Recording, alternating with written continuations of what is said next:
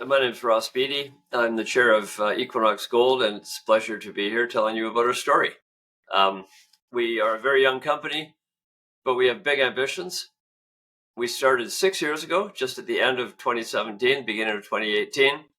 I was very bullish then on gold prices, and I'm very bullish today.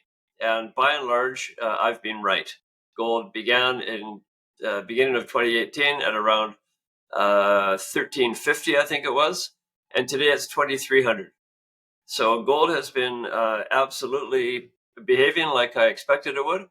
And I'm continually bullish even today that we'll see higher highs in the coming years. So in that environment, it's a very nice strategy to build a gold company that will be big and will give investors fabulous leverage to higher gold prices. And that's what we set out to do when we began in 2018, and that's what we are doing. We've actually already done it, but we are going to do it even in a bigger way in the coming years. So the objective here is to create the premier America's gold producer. Some cautionary notes. And this is just our history since we began. We started with no production, a couple of development assets. We acquired a small mine in 2018. We built another mine in 2019. We built another mine in 2020. And we acquired another company called Leagold, which brought us a portfolio of 5 other mines. In 2021, we acquired Premier Gold. And in 2022 and 2023, and actually 2024, we have been building our biggest project, the Greenstone mine in Ontario, while producing from our 7 other mines. So we actually have acquired nine mines. We built 3, we sold 2, and all of this is trying to drive us with the mission of becoming a really big, pure gold play to give investors great leverage to higher gold prices. Hi there, I'm Greg Smith. I'm the CEO of Equinox Gold Corp. Well, I've been in the mining industry my entire career. After university, I took a job at KPMG in Vancouver in their mining group and spent the next 6 years servicing mining clients all around Latin America, Canada, United States. And I'm a chartered accountant by trade. Ultimately, I went to a company called Gold Corp, and from there to another company called Mine Finders, where we built and then ultimately sold a large mine in Mexico.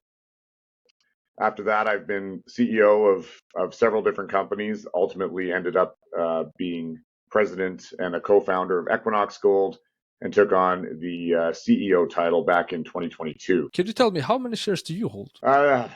Well, somewhere around 320,000. I'd have to look at the exact number, but yeah, for me, that's a meaningful position in the company, and I acquired all those shares myself, and in terms of my portfolio, be one of the largest holdings for sure. So today, Equinox has 7 mines in 4 countries, and of course, our one new mine in 2024 is Greenstone, which will be commercially producing in the 3rd quarter, and that would bring us to 8 producing mines. Our reserves are about 19 million ounces in proven and probable, and then another 17 million ounces in M&I resources. Our vision, our goal is to get to about 1 million ounces of production a year. And with the recent acquisition of the remaining 40% of Greenstone that we don't already own, we're one step closer to achieving that goal. Our vision, our goal is to get to about 1 million ounces of production a year. And with the recent acquisition of the remaining 40% of Greenstone that we don't already own, we're one step closer to achieving that goal. Just in April, we did announce that we are acquiring the remaining 40% of the Greenstone gold mine that we don't already own from our joint venture partner, Orion Mine Finance. The total purchase price is $995 million, and we're paying that through a combination of equity in Equinox and cash. We issued 42 million common shares of Equinox Gold to Orion, valued at about $250 million. The remaining value in cash, $705 million, we paid via a term loan of $500 million that we arranged with our existing lending syndicate, and we completed a $300 million equity financing or bought deal equity financing with a syndicate of banks. So with this acquisition, which we recently closed, Equinox now owns officially 100% of the Greenstone gold mine in Ontario. So this is a major transaction for Equinox Gold. Of course, it increases our annual production. Greenstone at 100% will produce 400,000 ounces of gold per year on average for the first 5 years. So consolidating it adds 160,000 ounces of gold per year to Equinox Gold. Of course, Greenstone is a lower cost producer and will have the effect of lowering the average all-in sustaining cost of Equinox Gold's entire portfolio, and of course increases our cash flow substantially and our EBITDA with that lower cost production coming from Greenstone. It also diversifies the company with a major allocation of our value now and our production and our cash flow resident in Canada. So now we're in Canada, the United States, Mexico, and Brazil. It adds a significant gold endowment to us, an additional 2.2 million ounces of reserves. And of course, we're now a much larger company, having increased our scale toward that 1 million ounces of gold production per year. We've got a lot of expansion potential at Greenstone, both in the existing open pit, but also in the underground resource that currently exists at Greenstone, in addition to a 100-kilometer trend going to the west that hosts multiple gold deposits that could in the future contribute to the Greenstone gold mine's production or end up being an operation, standalone operation themselves. And you can see here, just we're increasing production, but also increasing lower cost production. So it has the effect of reducing our overall costs, and of course, also increasing our EBITDA quite substantially with the consolidation of Greenstone into Equinox. And you can see here that on a net asset value or a consensus net asset value, Greenstone takes us from, or the consolidation of Greenstone takes us from 39% allocation to Canada to now over 52% allocation of our net asset value into Canada. The next largest country would be in Brazil, and then the United States and Mexico. So with our initial 60% of Greenstone, we did have guidance of between 660,000 ounces and 750,000 ounces of gold per year. With the consolidation of Greenstone, we'll now have pro forma guidance of 730,000 ounces of gold to 830,000 ounces of gold in fiscal 2024. So where does that leave us? Well, we still have a peer leading growth profile. We are trading a little lower than our peer group on a price to NAV basis. But then when you look across the other metrics, you can see that we're trading at the top end on total reserves, near the top end on 2025 production, and of course at the very top of production growth. And I'd like to think that as we get Greenstone into commercial production, we should start to see this re-rate happen on the left-hand side of the slide in our price to net asset value, and hopefully move up that value curve. Just a little bit about Greenstone. Greenstone will be one of Canada's largest gold mines, and it is Canada's highest grade gold mine of scale, open pit gold mine of scale. And you can see here that this is all gold mines. The open pit ones have the grade. Greenstone's right there near the top. First 5 years of production, over 400,000 ounces of gold. Average grade over that period of time is over 1.4 grams per ton. Greenstone will be a cornerstone asset for Equinox Gold. Again, 400,000 ounces of gold over the first 5 years, 360 ounces average over the entire 14-year mine life. That's just the initial mine life. We think this mine will continue well beyond that. The average gold grade over the current mine life, about 1.27 grams per ton. That's based on proven and probable reserves of 5.5 million ounces. That does not include any of the upside that we see at the Greenstone. Greenstone will also be one of the world's lowest cost gold mines. This is just a sample of gold mines from around the world, and you can see that Greenstone will be in the lowest quartile of global cash costs for gold production. And we're very happy to announce that Greenstone is now in production. We had our first gold pour on May 22nd, just a week or so ago.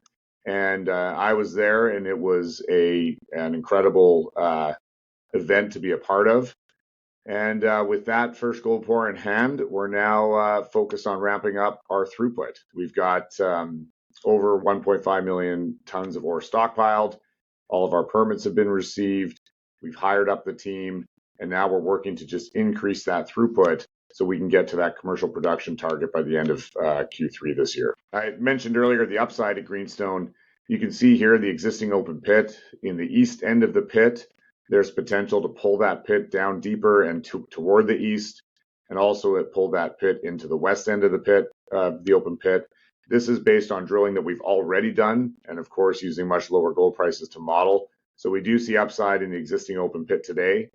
And we also have a very substantial underground resource at Greenstone.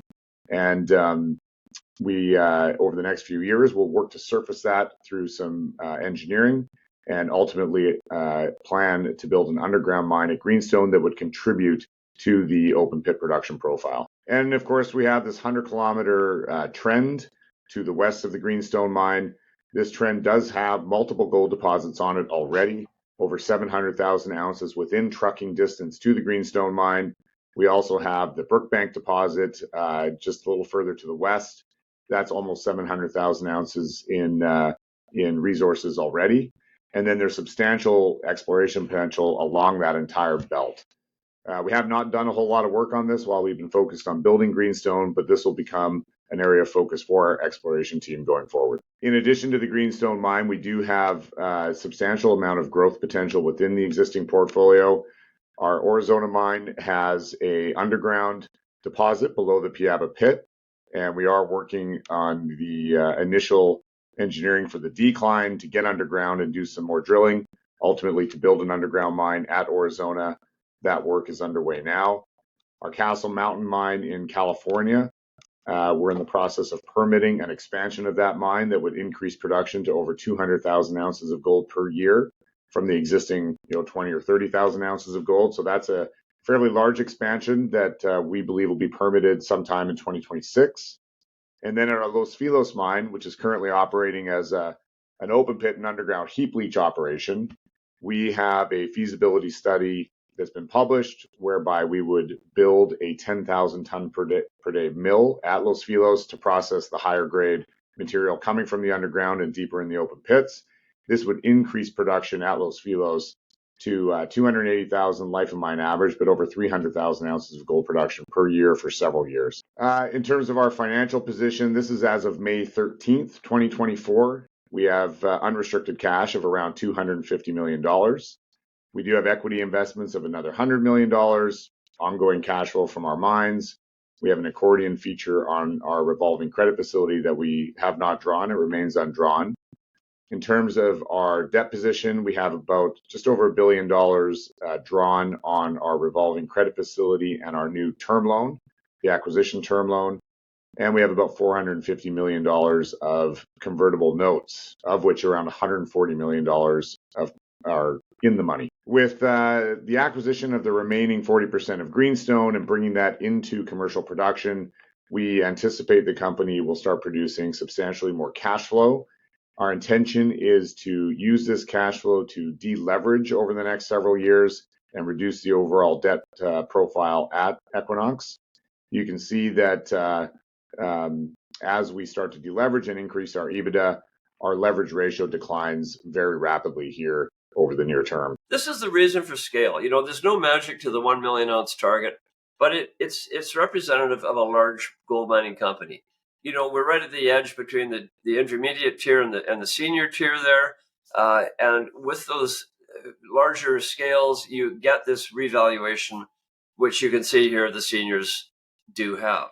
It also provides more liquidity, obviously more cash flow.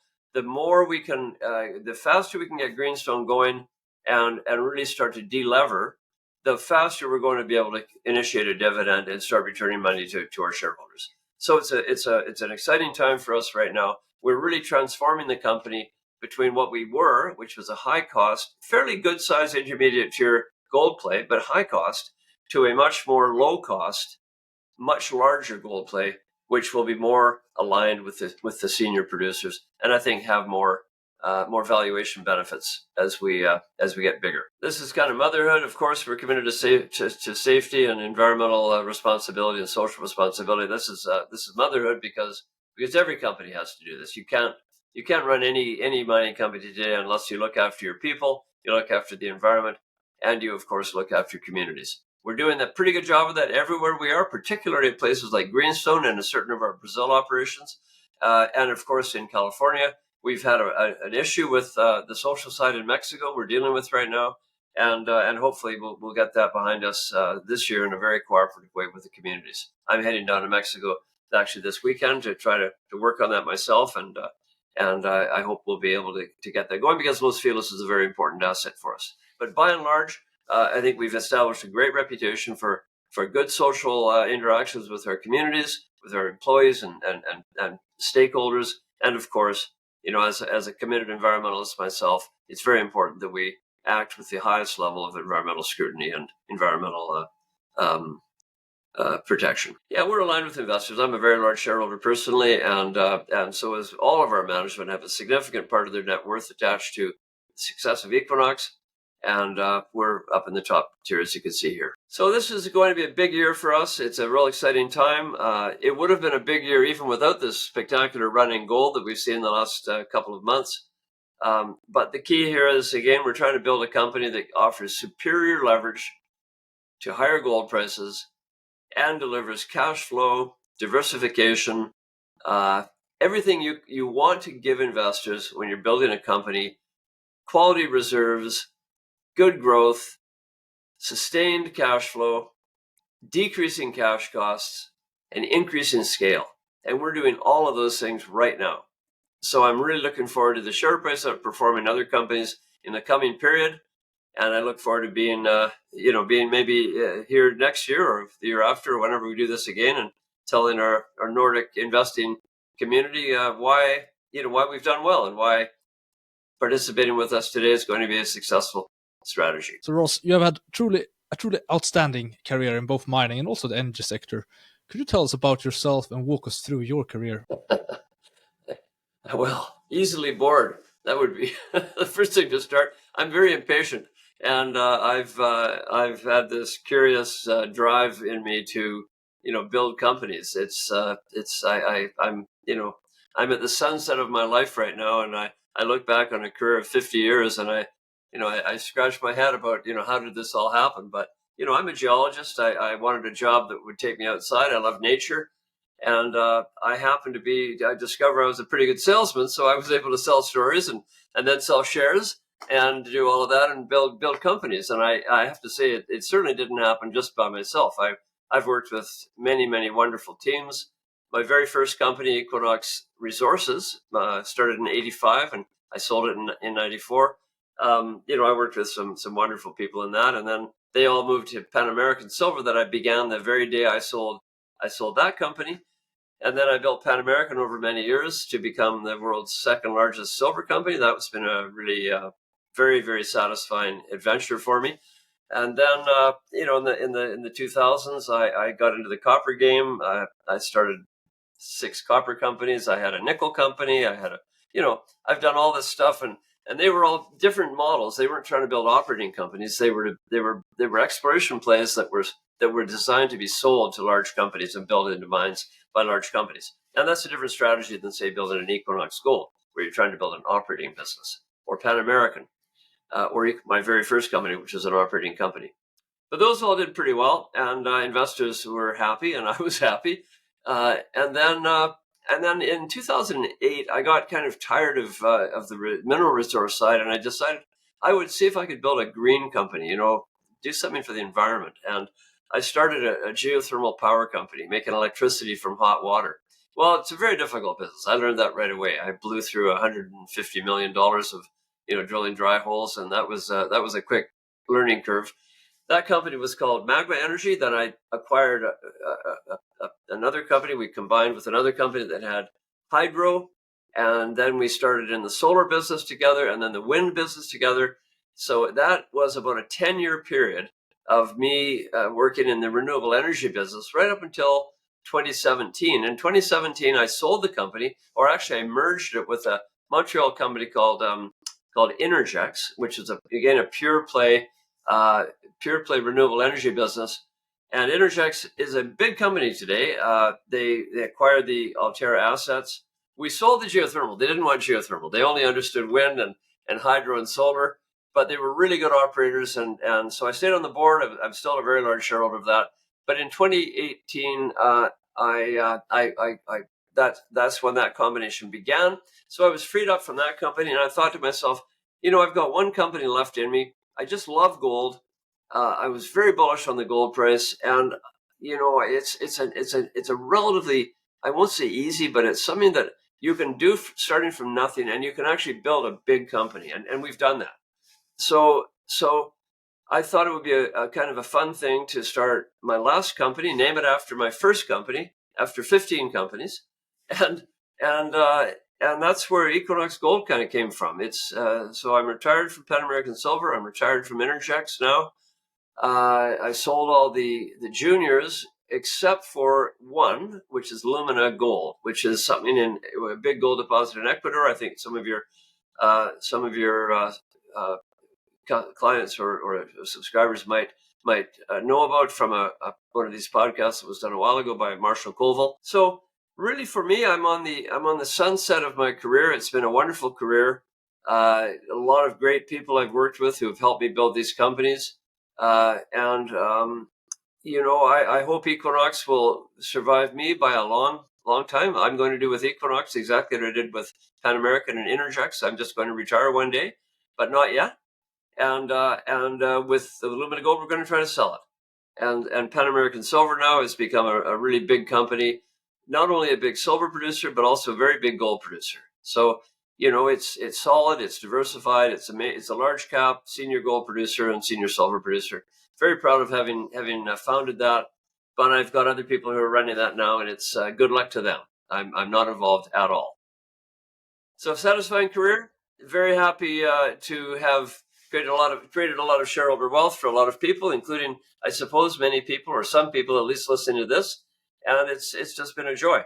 I also do a lot of other stuff in my life. I'm a very keen outdoors person. I love kayaking and camping and, hiking, and as long as I can, skiing, ski touring, all that stuff. And as long as I've got good health, I'm going to keep doing that. And I'm also doing a huge amount of philanthropy. I have no real need for all the money I've made, and I'm really basically giving it away right now to environmental projects, both through my own foundation, the Sitka Foundation, and many other things that have to do with creating a better environment for my children and my grandchildren. What's been the key to your success, would you say? Luck.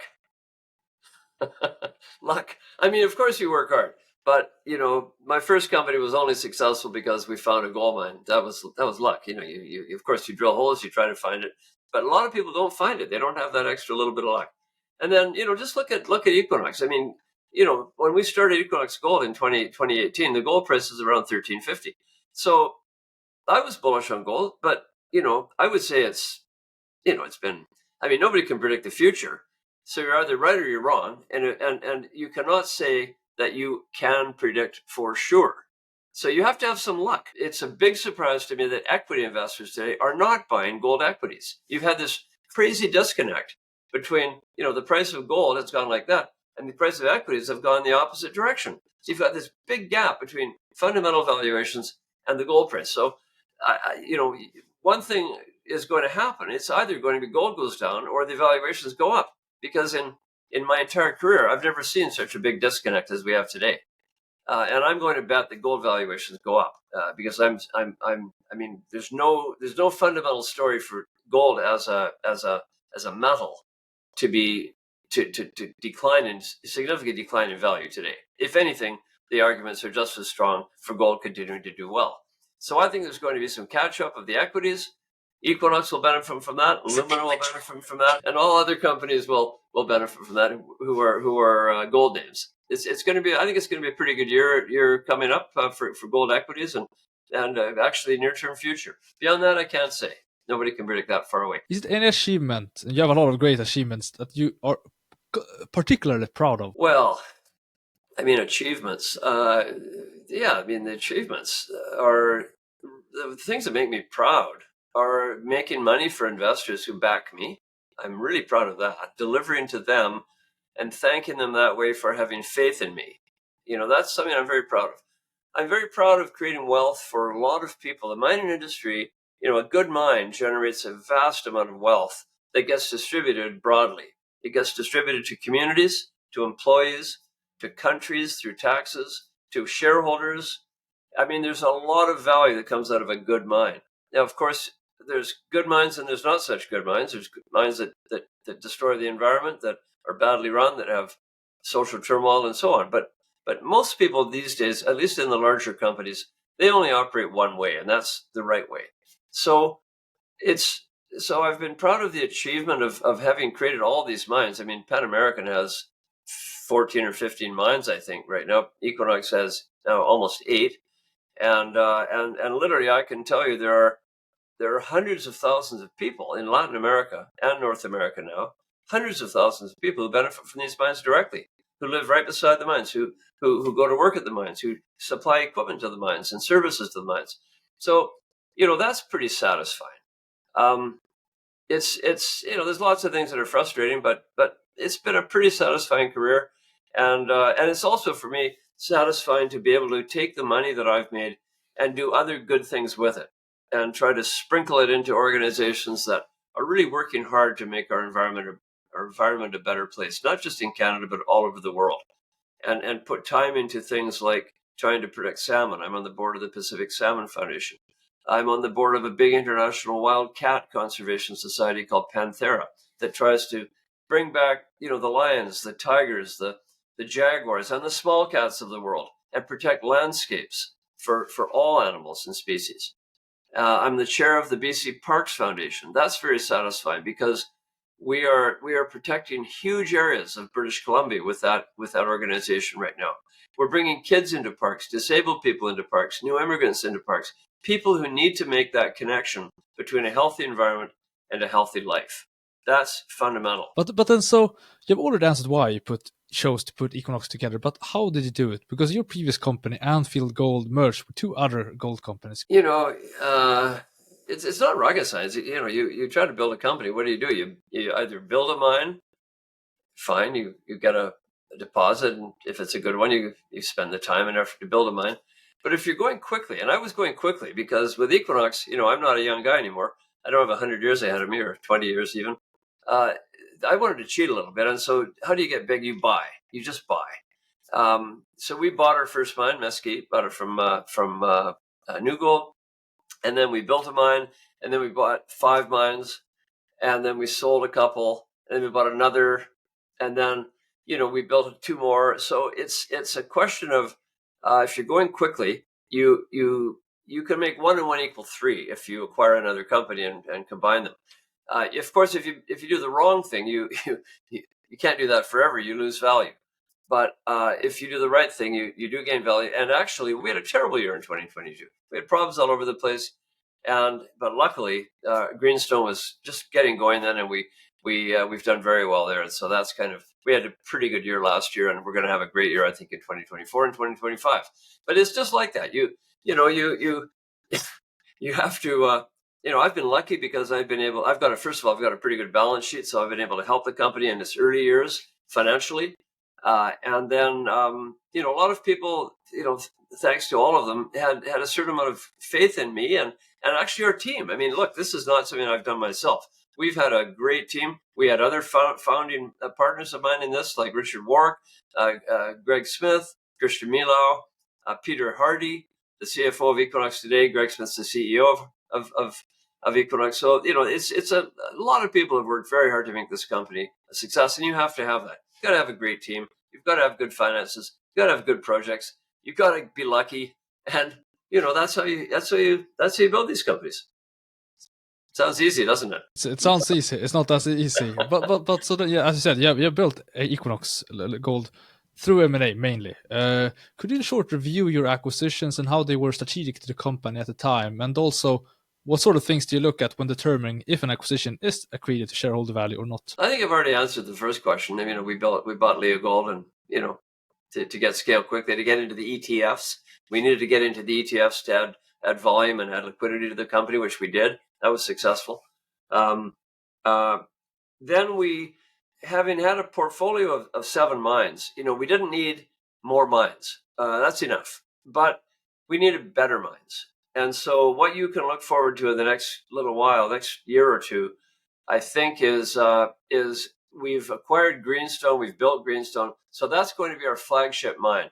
So we couldn't have done that at the first when we started because we didn't have, it cost us $500 million to buy Premier, and then it cost us 1.2 billion, which was of which 750 million was our money. We couldn't have financed that when we started, so we had to have a base of operations, a financial base, a cash flow base to acquire that Greenstone mine and then to build it. So you'll see in the next while, I think you'll see us either closing or selling some of the higher cost of our mines, building the Council Mountain mine, which would be a low-cost mine.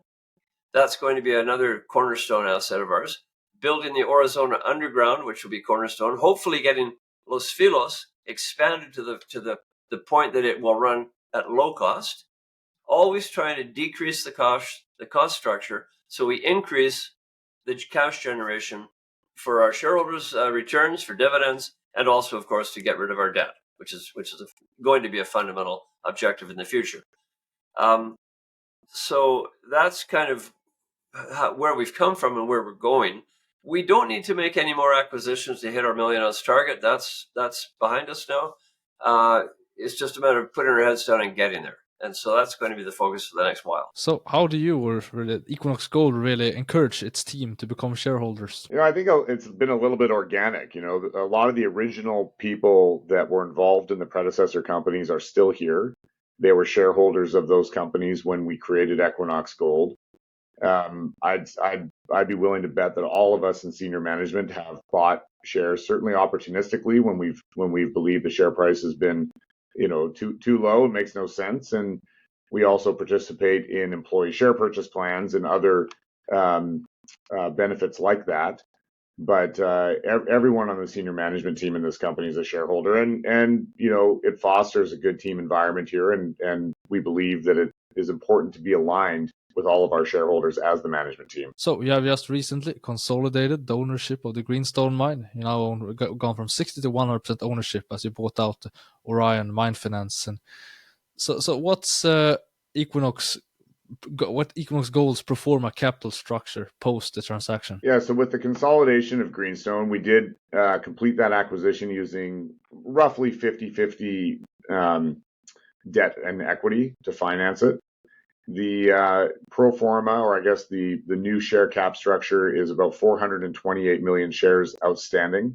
We've got about $260 million of cash in the bank, around $1 billion of debt drawn on our revolver and the acquisition term loan facility. And then we have about $450 million in outstanding convertible notes, of which about $140 million are currently in the money. Perfect. And if we move to the shareholder register, so 6.5% is insider ownership. The main part of that is Ross Beaty himself. But what's the other breakdown if you look at institutional, high net worths, retail, and other corporates? Mm-hmm. Well, we've certainly evolved more toward the institutional side, and that would include the indexes. So all the typical gold funds that you would see in most other gold companies are in our register. We've got about 55% institutional ownership, maybe 10% high net worth or family office ownership. The remaining would be, insiders and retail. We do have a fairly robust retail ownership in the company as well. And I think, with this transaction, we also brought in a major shareholder in Orion Mine Finance. So I think there's another 10 to 12% that Orion holds of the company today. Inflation and also foreign exchange fees are affecting your cost structure, particularly in Mexico, but also inflation in general, really. So how are you sort of mitigating and what cost reduction measures are you taking? Yeah, inflation has been very challenging to deal with, I think, for the whole industry over the last few years. We saw fairly meaningful increases in all of our input costs over the course of 2022. We also have seen, at Equinox in particular, a very strong real and a very strong Mexican peso in comparison to the US dollar. And so we had the kind of the double-edged sword of inflation and stronger currencies in some of the regions we were operating. And it did have an effect on our cost structure, absolutely. What we've done over the last several years is implement and really formalize what we call our AOP program, or our asset optimization program.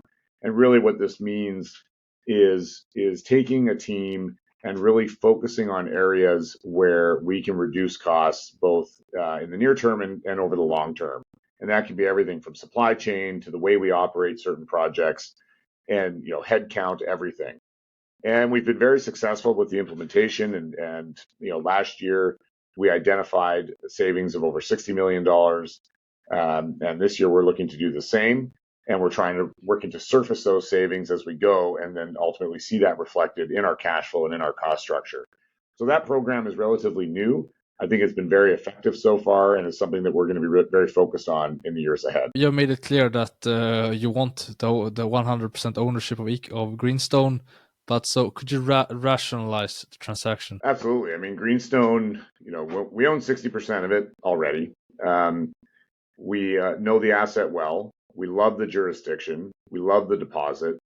The mine is built, and it's a very rare mine. It's a generational asset. 5.5 million ounces, 400,000 ounces of gold production per year, sub $1,000 all-in sustaining cost. Those types of assets, those types of deposits do not come around every day.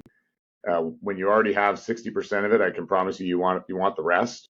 We did have certain rights associated with the joint venture that if Orion ever did want to sell, we would have a right to be there and be involved. And from our perspective, this was the best acquisition opportunity available to the company.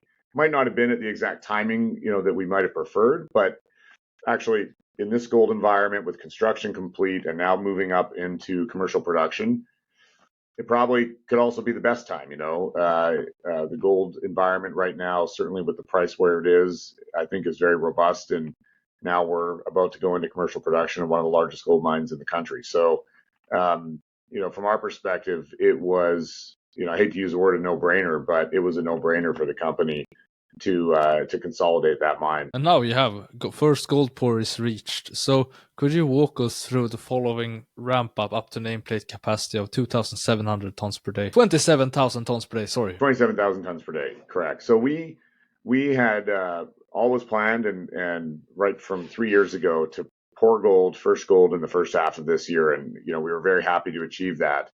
Now the focus is ramping up our production profile or the throughput at the mine. We have both mills running. We've got plenty of ore stockpiled. In any commissioning process, you've got some bumps you got to deal with as you move along, but things are going well. And so the goal here is to take it up to 60% throughput very quickly, over the next several weeks. And then by the end of the third quarter, get to 80% on average throughput, design throughput. And then by the end of the year, be north of 90. I'm very confident we're going to be able to achieve that. Things are going well at Greenstone. And really, there's nothing to stop us from reaching those targets other than just working through any kind of issues that might arise as you bring, this major infrastructure online into that commercial production scenario. Greenstone is a tier 1 gold mine. Could you give us a ballpark range of Greenstone's production in the next year, and also cost structure and what impact it will have on Equinox consolidated cash flow and cost structure? Sure. For the next 5 years, on average, Greenstone will produce just over 400,000 ounces of gold per year. It varies by year a little bit, but on average over the next 5 years. The all-in sustaining costs associated with that is going to be sub $1,000. So you're looking at, $500 million of cash flow from Greenstone, pre-tax every year on average for the next 5 years. So that has a very major effect on the cash flow profile of Equinox Gold. And because we're producing so much gold from Greenstone at that lower cost, on average, it will also reduce the average cost of all production produced by Equinox Gold as well. So it's going to have a very positive effect on our cost structure, on our cash flow, and on our headline revenue. Doug, could you tell us about yourself and your career? Sure. I'm a geologist. I've been in the industry for about 35 years. Most of my work's been in the Americas, a lot in South America, Peru, Chile, Brazil. Also, I've done a lot of work in West Africa, and majority of my work has been in gold and gold mining. I ran technical services for a couple of groups of mining companies over the years, And with Equinox, I've been the COO for the last 4 years. Could you describe the Greenstone mine and also the regional property? Sure. Greenstone's it's located in Ontario. It's in a greenstone belt, hence the name. It's a series of deposits over about 100 kilometers of strike. But the Greenstone mine is focused on one deposit, a hard rock deposit near Geraldton in Ontario. It's 27,000 tons per day is the target production rate, producing about 360,000 ounces per year for the entire life of mine. Life of mine is about 14 years, but we see opportunity to grow that. And then, so several mines have a recent mine construction in Canada have been delayed, have had cost overruns. We don't have to name any, but yeah, there have been a part, and that's also part of the reason why your share price was quite suppressed for a longer period of time until quite recently, actually. So and because it looks like you will sort of bring Greenstone into production on target and on budget. What did your team do differently to achieve that? Well, I'd say it's a credit to the Greenstone team. They've been together on the project for around 10 years or more. They've been through multiple iterations of studies and ultimately brought the engineering to about 85% completion by the time the construction decision was done. And that has a big impact on being able to have a high level of confidence in things like the material quantities and detailed surveys on the site. I would say the other big factor is that we chose to go with an owner-managed team for the project construction. But we did have the engineering group, G Mining Services. They were embedded with our project team, and they're all focused on the same overall objective. So it wasn't two different teams working on site. It was one team, one objective working together. And then, so there is, you will be ramping up to 27,000 tons per day in nameplate capacity. But yeah, you have already talked about the potential to increase that to 30,000 tons per day. Could you talk a little bit more about that? Every new build has an opportunity to go from their nameplate throughput capacity to be able to increase it. We are considering that we should be able to do an increase from 27,000 to 37,000 tons 27,000 tons a day to 30,000 tons a day. We would have to see if there are any bottlenecks to being able to increase that, but ultimately it should be achievable. We're already permitted to go to that level, so it would be a reasonable target to set. Beyond that, we would have to look through the rest of the process plant and see if there are opportunities to go any further. The other thing about being able to increase throughput is being able to increase reserves as well, and because you'd be mining at a higher rate. And the obvious one for us is to look at adding to the reserves in the immediate area adjacent to the current open pit mine design. Let's speak a little bit more about how you could extend and also potentially in the future expand the mine, because you have opportunity along strike on your open pit or to the west and I think east too, and you also have the underground resource, which there's probably plenty of growth to, and then you also have satellite deposits. So could you walk us through those opportunities and also potentially when you think they could sort of come into the mine plan? Sure. It's a greenstone belt, so along strike, there are several other deposits. Some of them already have resources identified, and several of them could be potentially within a trucking distance to the process plant. I'd say they could be, and the obvious one on the underground potential is that down plunge on the shallowly west plunging trend of the ore body. We can see and we know that we have the resources already identified for underground potential. So we would look at whether we can bring that in a relatively short time frame. Now, that said, there's a lot of work that would need to be done, a lot of permitting that would need to be done. 3 to 5 years would be the soonest I think that would be possible, but you always want to look for the highest margin material. If you can bring in high grade material within a reasonable distance for trucking to the process plant, we would consider it, but we'd never displace the material that's currently coming from our open pit that's already relatively high grade. I mean, 1.27 grams is a pretty good feed grade for an open pit in Canada. Thank you, Scott, for being here today. So could you tell us about yourself and your career? Yeah, thanks, Jasper. Happy to be here. On the career front, professional geologist, 25 years of experience. I've worked for governmental surveys and consulting, mostly early in my career, and then for the last 15 plus years have been focused on the junior exploration and mining side. Having now actually with Greenstone's first pour last week, having seen 5 first pours in the last 10 years for mines constructed, and most of that experience is Africa and Brazil,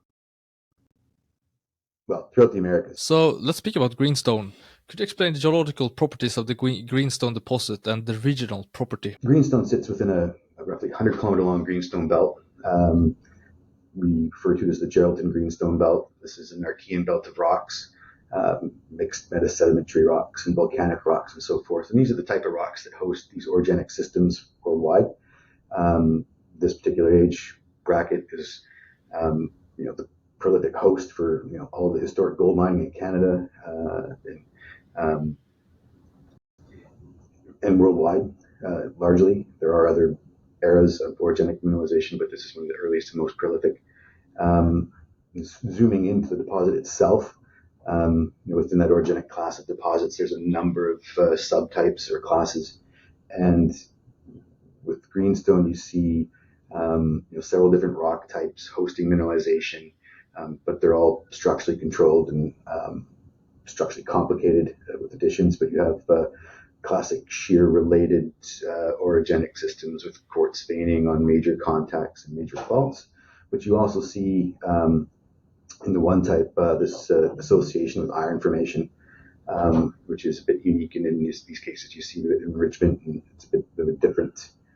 It's an added control and complexity to the mineralization. And what potential is there to expand the open pit resource? So the open pit potential, it's pretty good. We have an open pit that the ultimate design as it currently stands is about 600 meters deep, I think over 600 meters, so pretty substantive, and it's effectively economically constrained. We know we have mineralization that carries on at depth underneath that, but it strikes roughly east-west. To the east, we're constrained by a lake in terms of being able to push or expand that ultimate pit limit. We've done the drilling in that area to basically maximize what we believe would be the open pit potential to the east. That work results were good, and we're incorporating that into what would be mineral reserve and resource update that will come next year. And then working to the west, the other direction, we have again similar potential. It'll be economically, the mineralization carries on, but whether or not it'll be able to carry the cost of a big pushback to access that. And then you're kind of in that trade-off zone between, do you push back to keep expanding the pit, or do you proceed to develop an underground mine below it? You have talked about bringing it, the underground deposit, into the mine plan or at some point in time. Could you explain the potential you see there? Yeah, it's a significant underground resource at this point. We have north of 1 million ounces at just under 4 grams, and over 3 million ounces so that was indicated, and an additional 3 million ounces inferred at just under 4 grams, both at 2 gram cutoff. So you have a substantial resource there, and so what we need to do now is to figure out, kind of work it from 2 perspectives. One is the engineering side of things, to start to understand how and when it would be optimal to start to develop mine plans on that, bring that into the actual mine plan. But in parallel, we need to do the geological studies. Obviously, at depth, there's it hasn't been drilled off to a high classification or confidence level of resource. We do have 1 million ounces indicated, but it's obviously at 800 meters below surface, it's going to be pretty expensive to continue to drill that from surface. 1,000 plus meter long holes for targeting the main ore horizon, and the plunges gets deeper as you move to the west. So we need to go back in and review the geology, to understand the controls, to make sure we understand the continuity of it, and layer in that the engineering aspects, and consider what would be optimal mining methods, and work this into a study, and work this into a mine plan over the years to come, next couple of years. Could you explain the regional potential of Greenstone and your plans to explore along that 100-kilometer belt? Yeah, for sure. It's exciting. Now with the acquisition of the remaining 40% from Orion, our partner, and through the construction of it all, we've consolidated a belt that's got roughly 100 kilometers of strike length. Obviously a world-class deposit and now mine in Greenstone. Existing deposits elsewhere in the belt already defined. A large number of historic past producers. And now that the belt's been consolidated, we can start to do that compilation and generative work, and we're effectively going to be the first ones applying modern exploration techniques to a belt that's exceptionally endowed with the gold mineralization and historic production. And this belt hasn't seen any significant exploration in 70 years, 75 years. So it's pretty exciting from that perspective. So then the question becomes, how do we explore it? And so there's going to be efforts on a number of fronts. I already talked about the underground potential at Greenstone, so it's a combined geology engineering effort to bring that into the fold. We need to take that same combined engineering geology approach, looking at Brookbank, for example, which is the most significant deposit within the belt. It's about 65, 70 kilometers away from Greenstone proper. We need to understand if any of these regional targets could be bolt on to the Greenstone asset itself, or whether they represent standalone assets or potential standalone assets. So when we work through that studies will determine what the best path forward is, and this combination of geology to understand the growth potential of these individual deposits, and again, where do they fit in?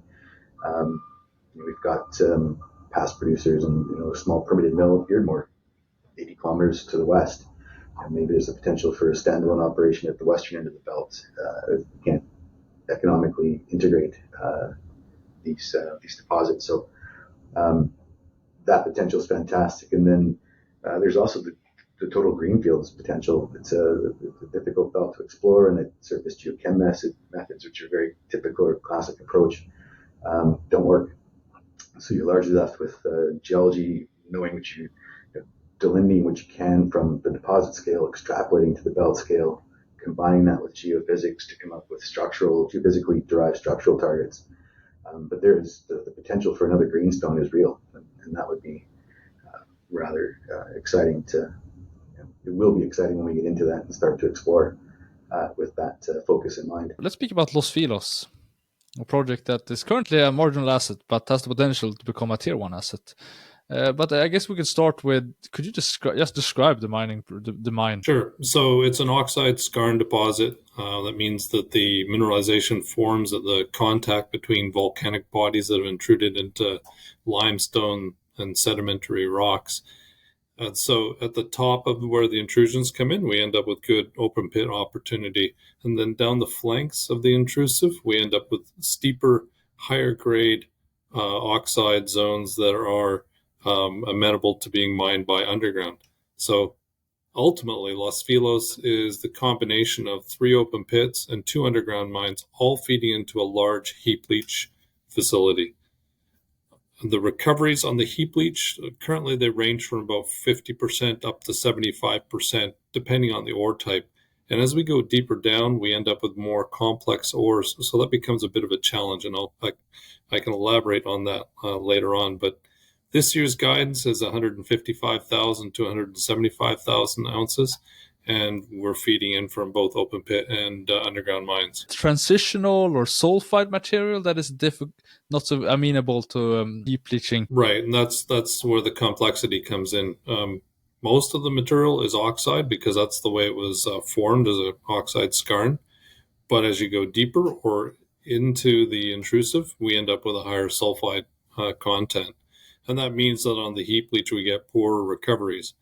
But if we put in a carbon-in-leach plant, then we would have an opportunity to be able to do a higher recovery from those same ores. So there's where the opportunity lies, is to be able to turn it from heap leach into a combination of heap leach plus a CIL process plant. Those fields consist of multiple deposits, but it would be sort of the all ore from the Bergamot and Los Filos underground deposits that would be processed through the CIL plant, and the rest would go to the heap leach. Correct. So Bermejal and Los Filos underground, they're higher grade, and putting them on the heap leach, especially if they have any sulfur in them, means that we get lower recovery.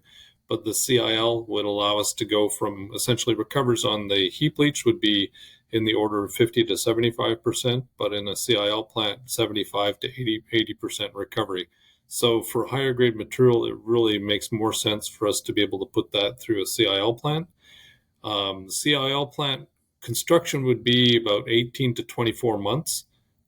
We've done a feasibility study already on this. The capital cost would be about $320 million for the CIL.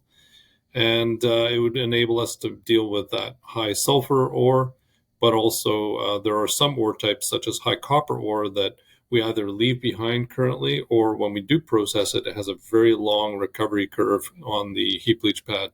So it just opens up the opportunities for us. What recovery improvements do you think you would see? So heap leach being 50 to 75%, whereas CIL being that 75 to 85% recovery. Did you say time to finish construction and also ramp up, and how long would the ramp up be? If you could sort of walk us through the start of construction to. Sure. So right now we're in a dialogue with communities. So we're trying to find the path forward. We need to do a restructuring of our agreements with the communities and other stakeholders. Once we've done that, we need to update our engineering work.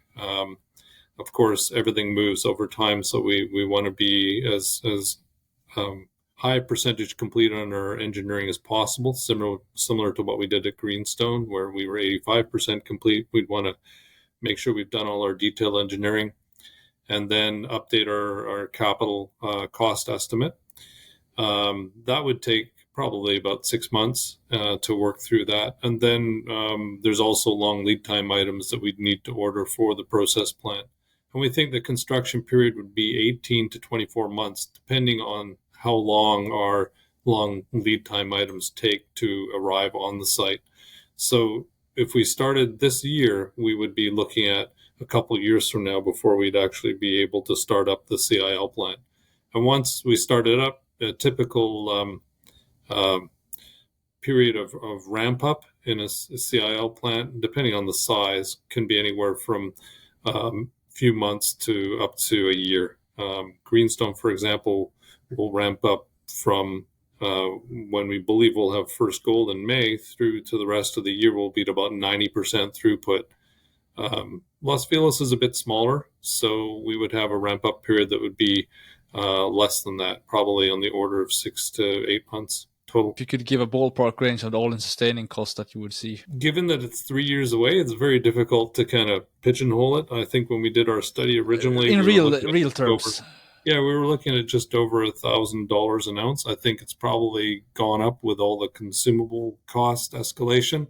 We're probably looking at somewhere closer to $1,200 or $1,300 an ounce. How do you hope to get that mine on track, and also why it is important for Equinox? Yeah, Los Filos is a big deposit. It's got a combination of open pit and underground resources. It's very, very extensive, but it's in a tough area in Mexico. It's in Guerrero State. There's been a lot of cartel issues there and social issues, and there were previous operators, Goldcorp and Lea Gold, and whenever there was a problem socially, the local communities blockaded the mine, and the companies caved into their demands. The result of all this after 10 years was agreements that benefited the communities, but were, I'm going to say, 5 to 10 times more costly to the mine than similar operations anywhere else in Mexico.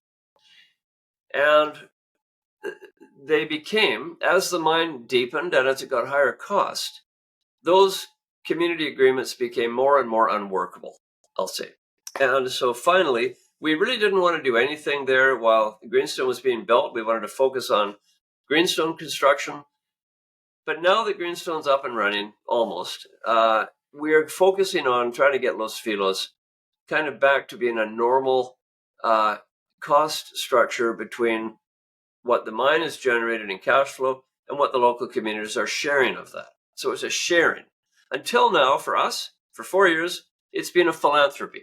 It's been something which we've been giving to them, and we've received nothing back. We've received nothing back in terms of profits. So we can't have that go forever. So right now, we're in the middle of trying to renegotiate those agreements. The sweetener for them is that there are two alternatives right now in front of them. We either close the mine because we can't continue it as it is, then that's one scenario, and we're prepared to do that. But if we can reach agreement, what we want to do operationally at Los Filos is build something called a CIL plant. CIL plant means instead of getting 50% or 60% of the gold from a rock, you get 90%. It's a machine. It's a plant that provides more leach tanks, and you can have a much higher recovery. So you waste less gold, produce more gold at a lower cost, and it's just and it'll extend the mine life for the next 10 or 15 years. That's really where we want to get to. It's going to require an investment by Equinox, not a huge one, but an investment. And we're not going to do it unless we have better agreements. That's kind of the bottom line. So that's what we're negotiating right now. We're trying to get to that happy spot. And it's not simple because there's 3 communities, and they're all kind of in disagreement about what to do.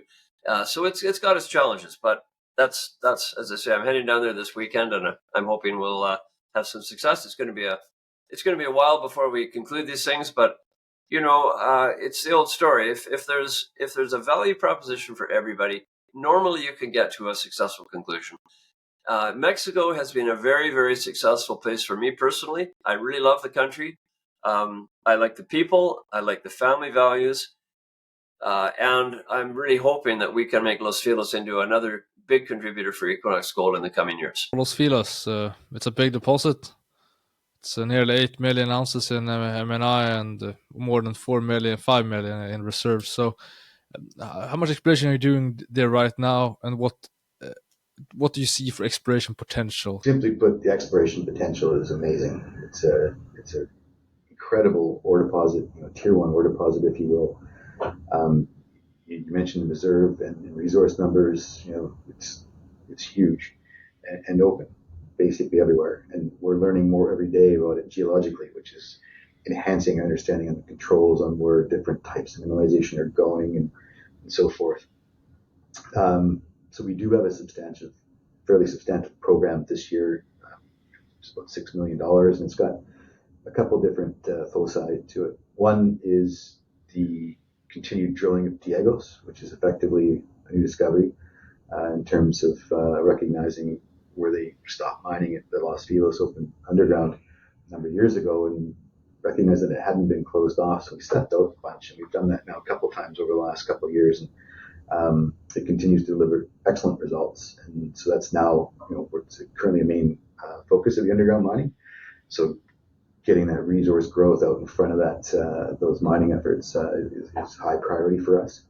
One of the other drilling focus for the project is infill and resource conversion drilling in the open pit areas, in between the open pits, where we had a significant resource sitting just outside the reserve pit shells. And of course, in our stated M&R, mineral resource, mineral reserve statements, we use conservative gold pricing, and in this gold environment, we're looking at that. So the focus is to convert this resource material, this inferred resource classified material, to indicated or better, in the hopes that we'll be able to expand our open pits through the internal planning processes that are underway currently now for 2025 planning. So that's a second key component of it. And the third component, it's kind of free drilling, where previous operators, when they're looking to drill off the underground, Los Filos, Bermejal, for example, they weren't too interested in the upper portions. The mining activities were already underway. They felt they had them understood and defined.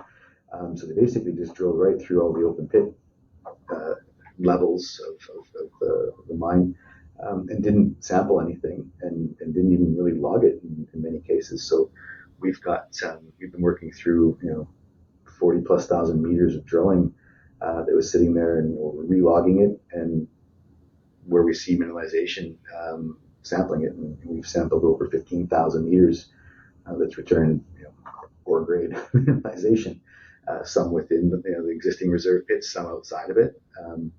So that's been a big part of it. So it's increased confidence, it's adding some ounces, and it's helping us develop our understanding of the geology as well. Moving on to Aurizona. So could you briefly describe the Aurizona mine? Sure. Aurizona is located in Maranhão in northeastern Brazil. It's an open pit mine. We have ore coming from the open pits is processed in the CIL process plant. The feed rate's about 8,000 tons a day. Great. And so you got an underground expansion plan to Aurizona. You will develop you will this year to start developing the underground portal. Could you walk us through your plans for the expansion and its timeline? We completed studies on the development of the underground mine. We've looked at different throughput rates and how it would integrate with the open pits. We are planning on completing a ramp and doing a drilling program on the underground to test the mineability. We've designed the ramp so it would be useful or used as a full-scale production ramp. So if it works out, we would just immediately start going from the test mining and drilling to be able to initiate the underground mining in the underground, subject to permitting for full production. We do see the opportunity to be able to mine underground at the same time as our mining in Piaba open pit and several other deposits that are on the same trend or parallel trends at Aurizona. We've already been mining in the Piaba East and Boa Esperanza deposits as well as Piaba open pit. And just this month, we started mining at the Tatajuba open pit. So we see those as being open pit opportunities that would be mined at the same time as the underground and would enable us to be able to keep the process plant full. In terms of production growth, we are looking at 20,000 ounces per year. That's what we're working on right now. In some of our studies, we looked at the peak of open pit and peak of underground mining, suggesting that we could be at that rate, but we are working back through it right now. So Aurizona, could you explain geologic properties of the mining complex? Aurizona, it's another orogenic system. Again, these systems are, over a third of the world's gold comes from these orogenic type systems. This is a bit younger than the rocks themselves are the same age as the Greenstone belts. They're Archean, but the mineralization here is a bit younger, still north of 2 billion years old as far as the rocks. Mineralization is close to that. So you have another greenstone belt that's, in the case of the immediate Aurizona area, we're looking at about 20 kilometers of strike length projecting across. The main area of the mine site itself, we're looking at about an 8-kilometer portion that is what we'd call a first order structure, property scale. And this first order structure is what controls the main mineralization at Piaba and the underground that's continuing to grow below it, and we test. And then, in addition to that, you've got secondary smaller scale structures that host, smaller deposits, smaller targets. The focus has been, growing out Piaba, these first order structures, and looking at them and trying to get access to continue to explore in the immediate mine area. Where do you see most potential for resource expansion? Yeah, the main focus for the last couple of years has been on the Piaba underground resource, which continues to grow.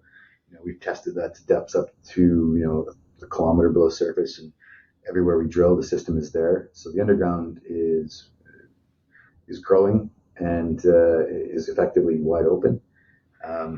Obviously, that's a bit longer term effort to access and bring that underground into the mine plan. And we're working on that currently. And, so beyond Piaba itself, you're looking at the strike extents. These systems, these fault systems, they start and they stop. And at the end, you typically see a number of different things where one fault will maybe horsetail out, becomes smaller scale faults. So that structure that's key for controlling fluid flow and gold mineralization, as opposed to having all of that fluid focused through one, you end up with all of that fluid being diluted, if you will, over a number of smaller structures. So as you move to the east, for example, we've got a number of deposits, Jenipapo, Mashishiko, Makote, that we've drilled off, and these represent, incremental open pit saprolite ore sources. It's similar, if you move to the west, you have Tatajuba, which is a fairly substantive deposit now with north of 100,000 ounces in reserve and open. We haven't tested that to any great depth, but the potential is certainly there. And we've just finished, kind of outlining the full extent of Tatajuba, which what we're currently drilling to drill off to be able to maximize our open pit material. Because as we go from the open pit operations to underground, we've got the mill to feed and looking at maximizing, keeping that at capacity. So we've got to focus on the open pit materials to combine with the underground feed in time when we bring that into the mine plan. So those surface deposits are key for that. It's the future for the high production profile we hope to achieve there. And then you've got a few other structures in the area that haven't seen much or any exploration. But so then, if we move to Fazenda and Luz, or Santa Luz, you'll be talking about having that operation as one unit, the Bahia complex. Could you explain how they would fit together as an operating unit? Sure. Fazenda and Santa Luz, they're both located in Bahia, Brazil. They're only about 50 miles apart from each other. We have the ground, much of the ground staked between those two mines. And so we're exploring along that entire gold belt. And it's entirely possible that, we could find a deposit in that range that could either be processed at Santa Luz or even at Fazenda. And because they're so close, you can integrate some management, you can integrate supply chain, you can integrate all sorts of technical personnel, accounting personnel, management personnel around those two mines, and really operate them in a more cohesive manner. Plus, you have certain tax benefits that can be realized from an integration. And really, I get asked questions all the time about having too many small assets, but when you look at those two assets together, it's actually a pretty sizable operation. You're at 120 to 150,000 ounces of gold per year from this complex. And so from our perspective, we've got a lot of benefits that can be realized by operating them together. And I think also even reporting them as one operation, because that production profile is meaningful to the company. And we wouldn't sell just one, and not the other. They really do go together. They're close enough and they're integrated enough that it makes sense to consider them as one complex. Moving on to Fazenda, so could you just briefly describe the Fazenda mine? Yeah, so Fazenda is located in Bahia State, also in Brazil. And it's been going since 1984, originally as a small heap leach, just dealing with the oxide material, and then a small process plant by other parties. And over time, it's grown to where it's now mining from underground and open pit. Production guidance for 2024 is 65 to 70,000 ounces. And we see good opportunities for being able to extend the life of Fazenda. It's always had a life of about 5 years, but we see that there are opportunities to be able to step out and add significantly.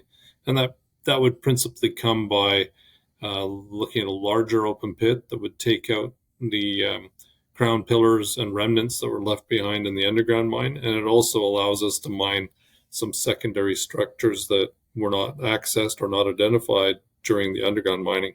We would be able to take those by open pit.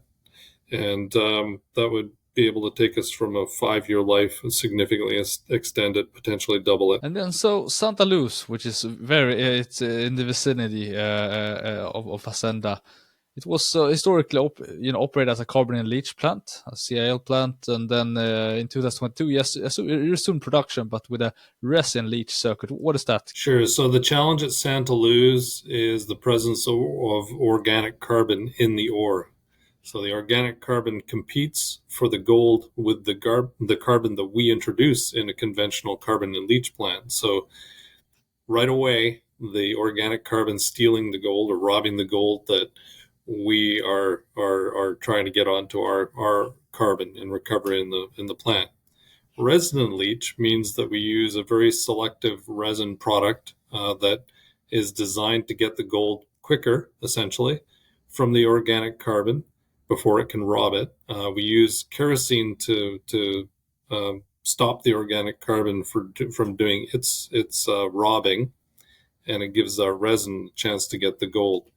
So what we see is that previous recoveries using a CIL plant, we're getting around 30 to 40% recovery, whereas with the resin, we've been so far able to get between 65 to 75% with Resin-in-Leach.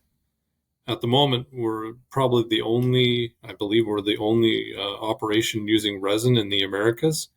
I think we're the only one using resin in with an organic carbon bearing ore. And our guidance for 2024 is 70 to 80,000 ounces of gold. What measures are taken to improve the recoveries? Oh, okay. So because Resin-in-Leach is not a common process, we've had a lot of things to learn and to improve. Obviously, the first thing that we wanted to do was to blend our ore to maintain a very stable level of total organic carbon coming into the process plant. So that's critical. So every change we make in the plant, we know that it's to our changes and not due to fluctuations in the grades of carbon coming into the process plant. We made a series of improvements in the first quarter of this year. That included and changes to be able to improve our elution efficiency and the number of elutions per day, essentially allowing us to get the gold that's in the solution out of the solution and into doré, and also improvements to the electrowinning circuit. A very important one for us was making our cyanide detoxification circuit improvements, because when we recycle our water, we bring it back into the process plant. If it's carrying any levels of cyanide, it immediately prevents gives the organic carbon a chance to get the gold that comes out of solution before the resin gets introduced. So we've made improvements to that, and that helped us to bring our recoveries closer to 70% for April. And we see additional changes that we're going to be doing in Q2. Those include installation of a new trunnion in the SAG mill. That's designed to increase our throughput. We see that we could increase throughput by up to 10%. And we'll also look at implementing a desliming circuit. And the desliming circuit is designed to remove a portion of the ore which contains the majority of the organic carbon. And what it does is it allows us to improve the overall recovery of the remaining ore. And we feel that should allow us to be up to 6% improvement in overall recovery, depending on other factors, but overall it should be a significant improvement for us. Been in operation for almost 4 decades, both as an underground and open pit operation. What's your exploration strategy there in going forward, keep the mine going? Yeah, it's I'll be honest, it's fairly basic. Like you said, it's got 40 plus years of history and it just keeps going. So there's two ore horizons. The CLX, it's the uppermost one, which has been the primary ore supply and resource reserve for that 40 plus years. There's an underlying horizon that referred to as Canto, that considered that these ores were also carbonaceous and could present a problem. And what we found is that indeed that's not the case. And that in this environment, we've got these two ore horizons. They never drilled, most of the time, they never drilled to even test the Canto sequence below it. So all of the open pits were on the surface expression of the CLX horizon and then taking that to depth. So we've been stepping out and seeking to fully define the CLX open pits and underground ores. But we've opened up this Canto sequence that parallels the entire belt at 60 to 100 meters below it. And it's present everywhere along the entire 8-kilometer strike length. So we've effectively got a second 40 years conceptually outlined, and now it's a matter of going back in to drill that. So the exploration potential has been fantastic, and so it's very inwardly focused and pretty basic, where you have these 2 ore horizons, and just start on the surface and start drilling them off to depth. And Fazenda's this we've put significant effort into this over the last 3 years, and capital, and hopefully look to be able to outline a pretty substantive mine life here through this process in the next year or two, and then we can start looking a bit more regionally as well. You're doing quite a lot of bit of exploration along the belt between Fazenda and Santa Luz. What questions are you hoping to answer? Yeah, the driver there is, as I mentioned earlier, is that we need to maintain our high priority, highly prospective mineral rights. We've got on the order of 56 different individual mineral rights there that are all expiring this year and next year. So we needed to get out there and rapidly evaluate these, taking them from, in the hopes of taking them from exploration concessions to mining concessions. We need to put small resources on them, or at least a resource. That size isn't, there's no size threshold. We've been out there just because it takes time to, as I mentioned, to get access and to take basically unexplored ground to develop drill targets and then move quickly into resource drilling. We've been exploring aggressively to do that, to maintain our mineral rights. And so the belt itself, it's Yamana was the one that consolidated the belt back when they owned the assets, and they were starting these efforts and did some of the early works and drilled some of the early or more obvious low-hanging fruit, more obvious prospects. And we basically picked up that baton and kept running with it, and have put considerable efforts and resources into the exploration of the belt there. So the idea is that hopefully in due course we're able to roll these out, a lot of these permits from exploration to mining, and then these will become, then we can kind of pivot back to determine what the potential of each one is, and then how each one could be integrated into one or the other of the operations. Could you explain the current operation at Castle Mountain? Okay. Castle Mountain, we refer to it as Phase 1. It involves open pit mining of low-grade material that was actually dumped in the old open pits during mining by previous operators. So over 1 million ounces were already mined, produced from Castle Mountain. Previous operator, as they mined through new deposits, they would dump their waste into the previously mined open pits. We need to move that material out of the way for Phase 2. So we saw an opportunity to be able to take that, what is essentially is very low grades of gold.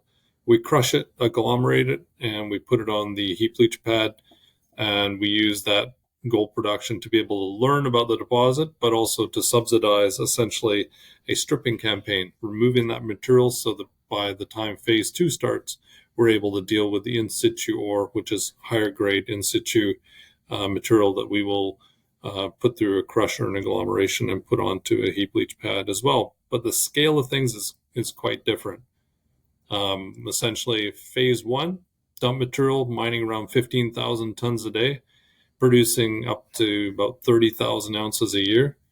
Whereas Phase 2 will be in situ ore, mining up to 50,000 tons a day of ore and producing around 200,000 ounces of gold per year, with a overall mine life of about 14 years. Castle Mountain, so you have currently have a small operation there in Phase 1, and you're permitting the Phase 2, which will move production up to 220 ounces per year. So could you walk us through permitting in California and also where you are in the process? Sure. So we are operating a small operation at Castle Mountain today. And our goal has always been and remains to expand that operation to a mine that would produce over 200,000 ounces of gold per year. We did submit the permit application to do that a few years ago, and have been sort of patiently working our way through that process in California. there's three primary regulators, I would call them, that are involved in the process, and really it's the federal government, the state government, and the local county government. And the process it's not complicated, but it does take some time. And so we submitted that application. We did receive what's called a notice of completeness from both the state and the county quite quickly. Took a little longer or much longer to get it from the federal government or from the Bureau of Land Management, but we did receive that earlier this year. And now we're working to get what's called a notice of intent issued by the Bureau of Land Management, and that'll kick off the more formal permitting process. We expect that to take about 2 years. And then once we have that complete and we have that permit in hand, we'll be able to move forward with the expansion. In the meantime, we're going to continue working on optimizing the mine plan, the detailed engineering, and ideally be in a position a few years from now where we could start building at any time. Detailed engineering is very well advanced. We understand what we want to build in detail, and then we can execute, much like the situation at Greenstone when we started that build, a few years ago now in Ontario. I know your project is closer to Nevada than the West Coast, but I think it still serves a point to when most investors, at least quite a few investors, think of California, they think of NGOs, appeals, and very long to almost impossible permitting process. Could you add some color to that? I mean, all I can say is our experience in California has been very positive. We operate 2 mines in California, Mesquite and Castle Mountain. I think we're the largest gold producer in California. We have a very good relationship with both of the counties in which we operate and the state and the federal authorities that are in the region. We're, very responsible operators, I would say, and we have great local and community support for both of our mines. So it's been, the experience we've had in California doesn't really match that narrative that, of course, I've heard from industry and investors for a long time. Whenever we've needed a permit at either of our projects, for normal course permitting, we've never had a problem. Sometimes the timelines take longer, but that would be the same anywhere. You have to get it right. And so our experience has been good in California. I think, the timeline to get phase 2 permitted has been longer than we anticipated, but I would not say that had anything to do with California. I think it's more, just federal. We had an election in the middle of it. You have a situation where a lot of federal agencies are very tight on labor. Staffing is challenging for a lot of them, and resources are limited. So it has taken longer than we've hoped, but we haven't had any issues in terms of technical or social issues as we've been advancing that permitting. So, I think it really depends on the situation. I'm sure it depends where you are in the state as well. As you pointed out, we're very close to Nevada. We're in an area of the state that's accustomed to mining, and so we really haven't seen those or had those types of challenges at Castle Mountain or Mesquite. Fantastic. Yeah, let's speak about phase 2. So, I mean, you have a big deposit, a little over 4 million ounces of reserves, and then you got 1.5 million ounces in measured and indicated. Do you have any near-term exploration plans at Castle Mountain? And also, do you see potential to expand that deposit for the longer term? We don't have any significant exploration plan at this point in time. As you note, it is a substantive resource as it is. 14, 15-year mine life. So there's no real return on investment to expand the deposit at this point in time. The focus is on, we've done the geology work and with the drilling to build out the geological model and the resource estimate that supports this. There is excellent exploration potential. We did a test on our geological model in 2021 and put forth some new concepts, structural controls on it, and where this mineralization should be going. And we put, if I recall correctly, 15, 17 holes into it and returned some excellent results. And which is great. It's proof of concept that we will be able to expand this deposit when ready. But the focus now is on the permitting, updating the EIS and working through that process to be able to scale the project up to, the roughly 200,000 ounce a year producer we hope is going to be here in due course. So we'll work through that permitting process. There's not much return on the exploration dollar spent. So as that process progresses, we'll definitely start to come back and look at the growth potential of Castle Mountain. And then Mesquite, another mine in California, long life mine, been in production since 1986. So could you describe the mine and the opportunities that you see to optimize production and also extend the mine life, which is running quite short? So it's a large open pit mine with run-of-mine ore being placed on a single large heap leach pad with significant height to it. Current mining is from pits that have been brought into the mine plan in 2024, and the Ginger pit is the current focus for stripping that will be providing us ore as we come to the end of 2024 and into 2025. Our exploration and site teams are always looking for other ways of bringing in additional opportunities into the mine plan. And that'll include rehandling and leaching of an old leach pad material. We refer to it as OVP, or Old Vista pad. That's being assessed and could contribute to 2024 production as well. For other opportunities that would step out beyond our current disturbance limits, such as Rainbow, that would require additional work and permitting. And we're essentially stepping out in these short increments as we have to mine down a fair amount of stripping to get to any of these new ore bodies on the site. Guidance for 2024 is 75 to 85,000 ounces of gold. But so if you do run out of ore to mine in the near term, for how long would the heap leach pad be able to continue to produce gold through residual leaching? Yeah, when we eventually stop stacking new ore to the pad, residual leaching would continue for several years, perhaps 2 or 3 years. That partly depends on the operating cost of the residual leaching and also the gold price of the day. So right now, probably closer to 3 years than 2. It's the same kind of thing that would also happen on any of our other leach pads, which include Castle and Los Filos. Eventually, they have a residual leaching program that allows them to be able to draw down for relatively minimal cost ounces out of the pad while we continue leaching, and then eventually we would switch over to rinsing as part of a closure. The Mesquite mine, that has always had a short mine life in terms of 2P reserves, but you keep adding years, so it keeps going. What's your exploration strategy at Mesquite to extend the mine life? Yeah, we bought Mesquite nearly 6 years ago with a 3-year mine life, and here we are. It's been a fantastic mine for us at Equinox. It was the mine that we acquired that was able to turn Equinox into an issuing producing issuer. Sorry.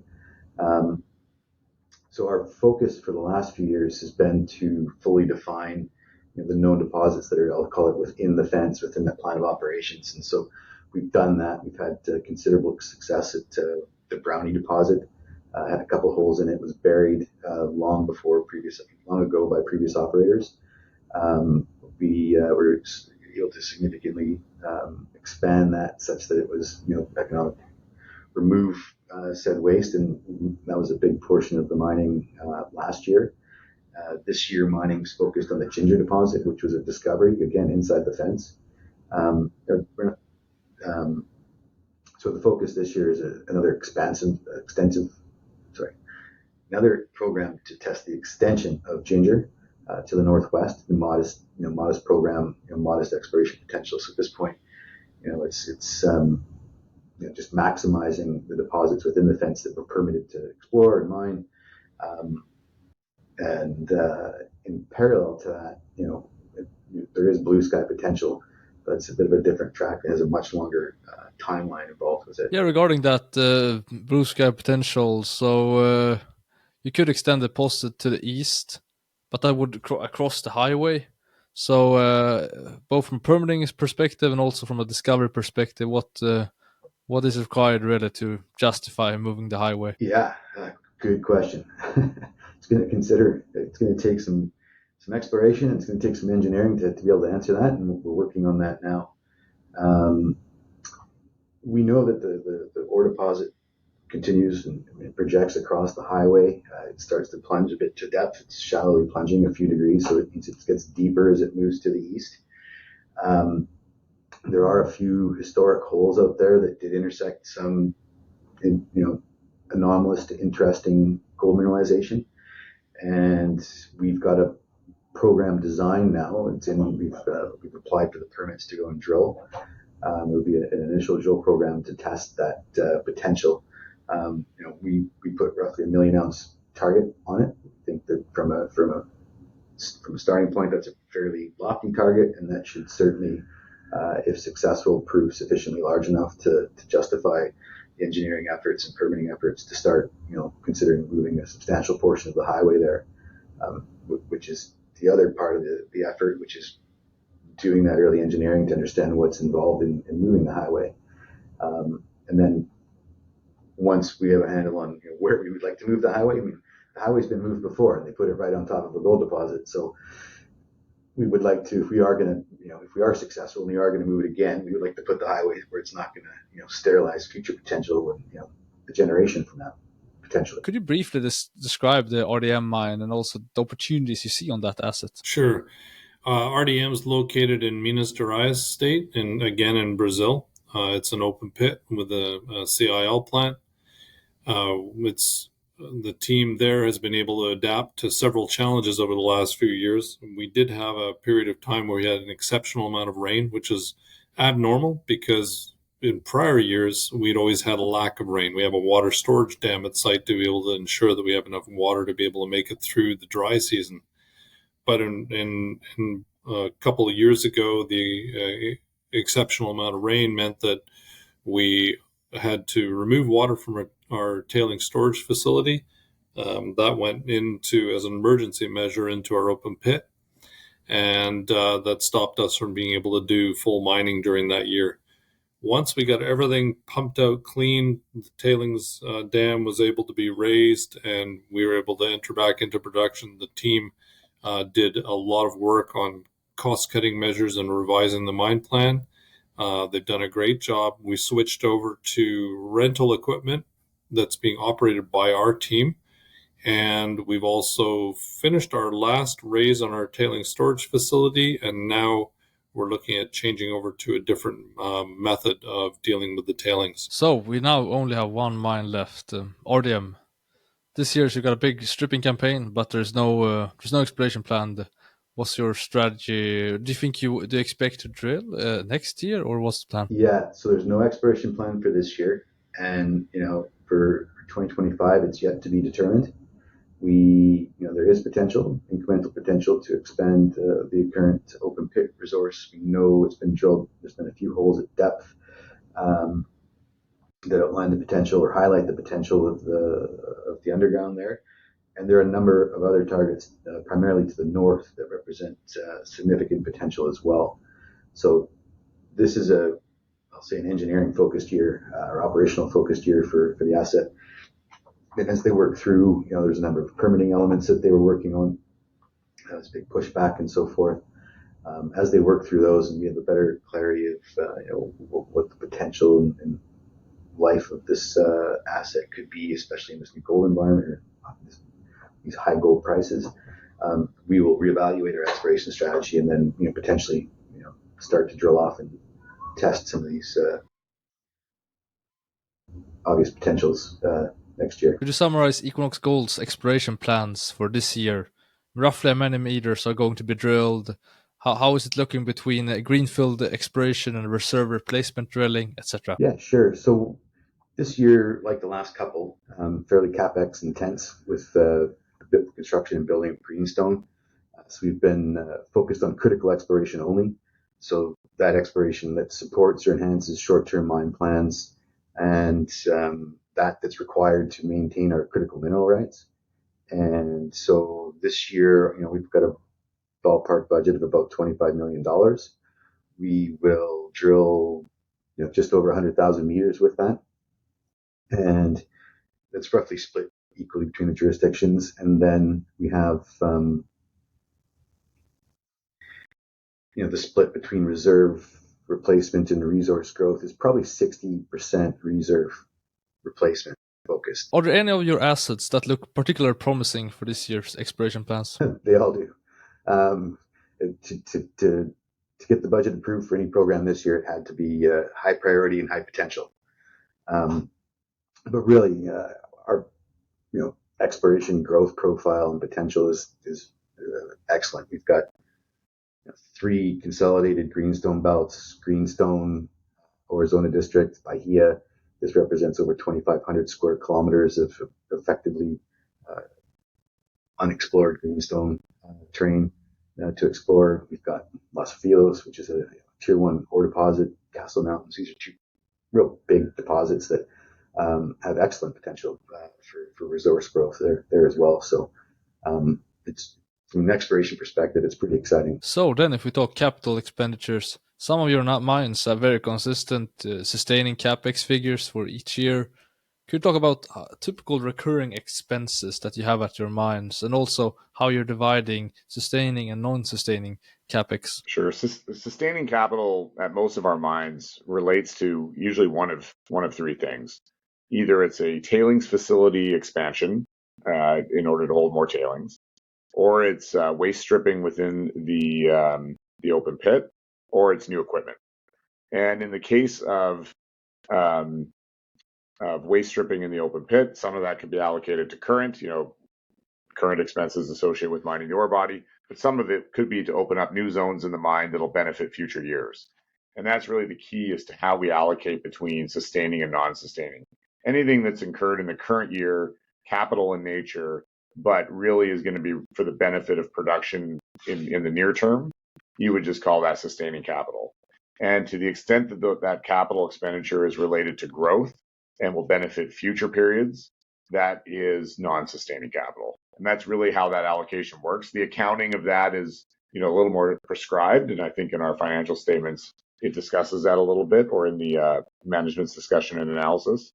But generally speaking, near-term benefit is sustaining, longer term is non-sustaining. Equinox Gold typically sees a slower start to the year, and then production usually improves, and thus also free cash flow improves over the quarters. So could you explain why that usually happens, and if it might change with Greenstone coming online? I mean, the number one reason for us has been just seasonal considerations in Brazil, in particular at the Aurizona mine. You have very, very heavy rainfall in the first half of our fiscal year, and then it dries out. And during the high rainfall season, we don't mine as much ore.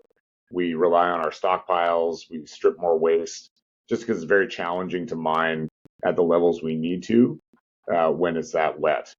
And then as the dry season comes, we increase our ore production. We build a stockpile, and that's what we rely on in the first half of the year. So there really is a seasonal effect at Aurizona.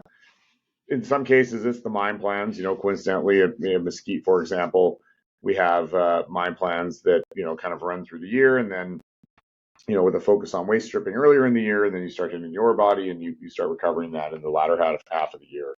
So sometimes it's mine plans, sometimes it's weather. Those would be the 2 main things that would drive that production is being backloaded into the back end of the year, and a little lighter at the beginning of the year. So you talked in the presentation that you will be delevering. If you could add some more color to your plans to reduce your debt, and which one of your different loans and convertibles that will go first? So we have a term loan, we have a revolving credit facility, and we have convertible notes. We, generally have a desire. I'm a former CFO myself. I don't like having too much leverage, especially when interest rates are as high as they are today. So from our perspective, parking money on a revolver and avoiding paying that interest rate is a rational and logical thing to do with any excess cash that we have. So as the first priority, as we build cash flow, paying down the revolver will be something we will do. And of course, it's available to us because it's a revolving credit facility. But if we pay it down, we reduce that near-term interest expense. The $500 million term loan that we just arranged, we're going to look to refinance that over the next couple of years. Maybe it becomes a longer-term bond. Ideally, we'd like to term it out and reduce that interest rate associated with it. And then on the convertible notes, they have set terms. So we do have one that'll mature in October. It's in the money. Ideally, that one will be converted into equity. Then we'll have another one that'll come due next year, and then another one that'll come due a few years after that. And we'll address those in the context of the company's situation at the time. They'll either be converted to equity because they're in the money, but if they're not, we would look to pay those off. Sandbox Royalties. Could you explain your gold purchase agreement with them and also the gold prepay agreement that you have? So yeah, just over a year ago, we announced a gold purchase and sale agreement with Sandbox Royalties and also a gold prepay agreement with a syndicate of banks. And we did that because we were able to tap the gold prepay market at substantially lower interest rates than debt at the time where we needed funding to get through the construction of our Greenstone gold mine. And why we did some with the syndicate of banks. That's a shorter term facility that will term out over the next couple of years. Just under 80,000 ounces associated with $150 million of gold prepay. That'll all be cleared off the deck by mid 2026. So it's a fairly fast facility. The one we did with Sandbox is a longer term facility, and we did that just to mix the average terms. And we did it with Sandbox Royalties because we own 30% of it. So in some ways, we were looking to make sure that to the extent there's any value created from this product, we're going to benefit and our shareholders are going to benefit from it as well. How much is sold then under the longer term purchase agreement with Sandbox? Yeah, so under the Sandbox purchase and sale agreement, we'll deliver 500 ounces of gold per month, so 6,000 ounces of gold per year, up to a maximum of 90,000 ounces, which will be delivered over a 15-year period. What are they paying for the gold? Yeah, so Sandbox pays us 20% of the spot price of gold for each ounce. Your new term loan will require some hedging. Is that how is that will that be part of your longer term strategy, or how could you add some color to your hedging plans? Yeah, hedging is not part of our long term strategy. In fact, we have policies and provisions in the company that that prohibit us from hedging gold, and we don't really have an interest in hedging gold. That being said, over the course of construction of the Greenstone mine, for some risk mitigation during that construction period, we have hedged some gold, and those hedges will unwind, fairly quickly here as we move through this year. With our new loan, we do have to have some hedging requirements. We'll be putting some hedging in, but that's strictly associated with the loan itself. It's not part of our overall strategy. It was a requirement to arrange the loan. I will say that the current terms around costless collars for gold hedging are very attractive.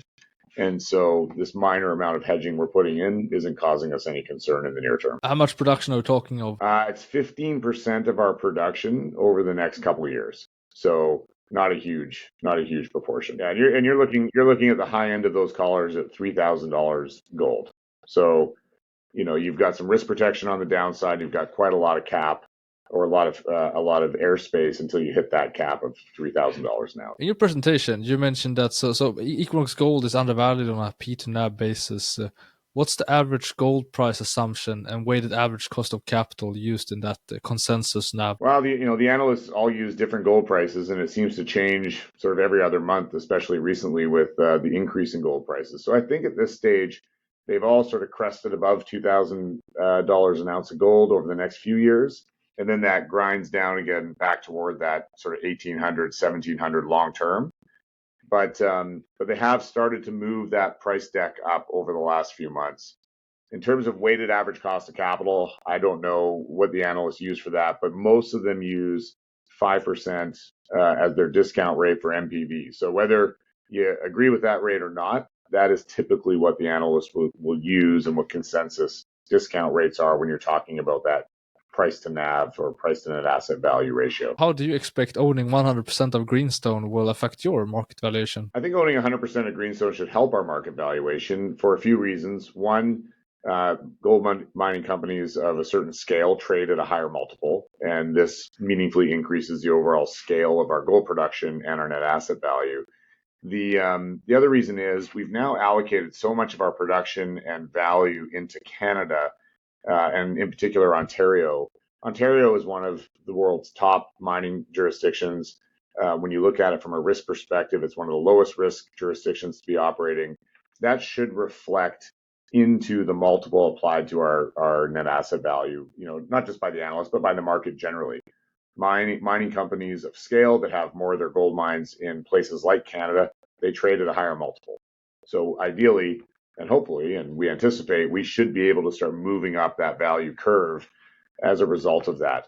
Plus, this transaction will result, we believe, in some buying by the index funds here over the next few months, And so we should see sort of an increased demand in our stock here over the course of the summer. And so Sandbox Royalty, created together with Sandstone Gold, you hold 20%. Could you explain the rationale for creating a company and also what your longer term plan is for your shareholding? Sure. So you'll recall that Ross Beaty was also the chairman of Pan American Silver. Several years ago, they participated in the creation of a company called Mavericks Metals, which was a royalty company. And they did that to surface value from some royalties that they already had. Ultimately, Mavericks built that company and successfully sold it to Triple Flag, and Pan American did very well on that whole process. Equinox also was sitting on a portfolio of royalties, and we were approached by Sandstorm Gold to see if we would be interested in combining forces to create a new royalty company. We had run, some sales process over our royalty portfolio, and we just thought there's more value to be gained by being part of a royalty company and a growing royalty company than just selling the royalties. So really, we did it because we had these royalties. They weren't getting value within Equinox. We could take them, put them into Sandbox, have a partner come in, and then surface that value over time. And it's worked out well. And then we had the opportunity to do a transaction with Sandbox that we think was very beneficial to Equinox, in part because we also have that ownership in Sandbox. So in terms of that company, I'm biased. I'm the chairman of Sandbox Royalties. I really like what we're doing there. It's still private, but it's possible it could go public this year or next year. They're working on some very interesting transactions, and I would say at this stage, Equinox remains a supportive shareholder of Sandbox. An integral part of your success that you have with both Pan American and Equinox Gold has been building strong relations with local communities. So I wonder if you could explain your approach to forming partnerships with the local communities. Well, mining is all about partnerships. Life is about partnerships. Marriage is about partnerships. Having children is about partnerships. You have to work with people. You can't work against them. And mines have many partnerships, not just communities. You have partnerships with your employees. You have partnerships with your suppliers. You have partnerships with the countries.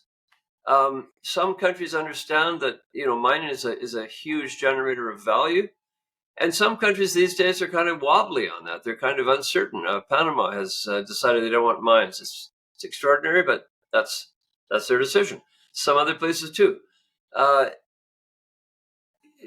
mine is not a social. We're not a social driver for any government. We're something that supplies the world with metals that it seems to need, and provides returns for its owners. At the same time, you can't provide returns for your owners unless you look after your communities and your employees and your environment and all these other so-called stakeholders that you have to deal with.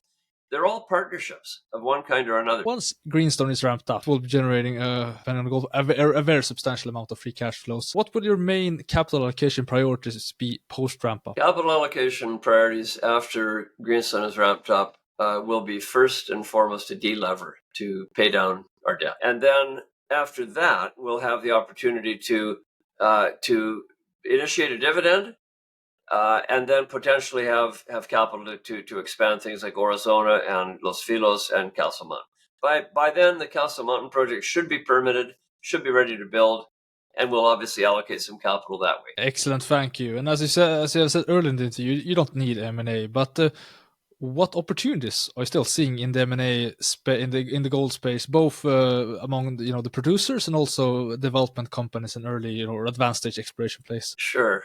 There's always opportunities in the junior space because the juniors are always, scrambling all over the world looking for mines and finding them, blowing a lot of holes, but also discovering new gold deposits. So there's always opportunity amongst the juniors. Companies like Lumina Gold will always be there.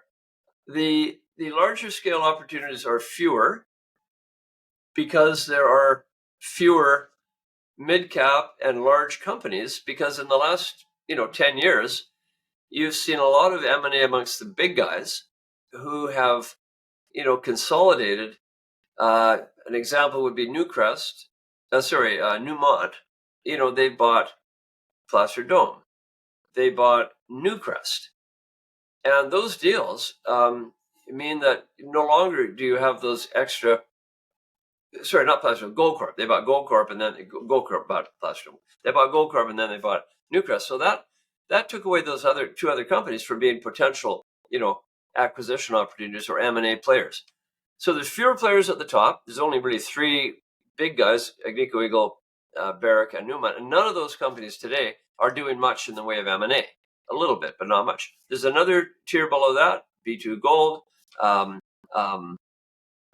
Endeavor. There's a tier of those companies, and Equinox is going to be in that tier as soon as we get Greenstone going. But most of those companies are pretty full up with expansion projects. So I just don't know how that's going to work out.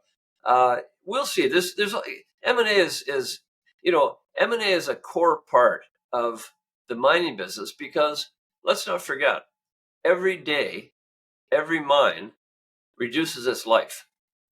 These are non-renewable resources, and one day every mine in the world is going to be exhausted.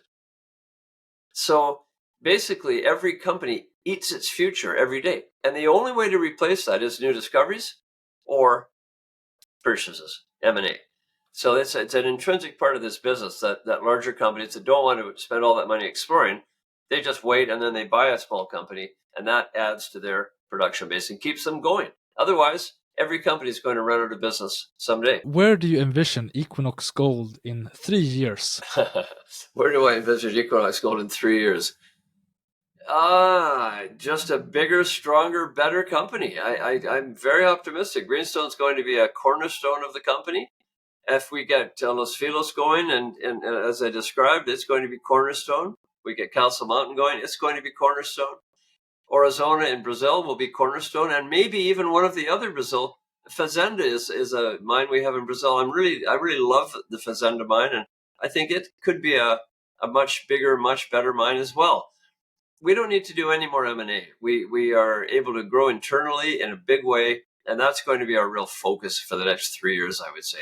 At the same time, of course, we're trying to balance our leverage position and continue to build our team. It's an important thing, and maintain a reputation for excellence. We have a great reputation right now, and that's very important to maintain. We want to be an outperformer.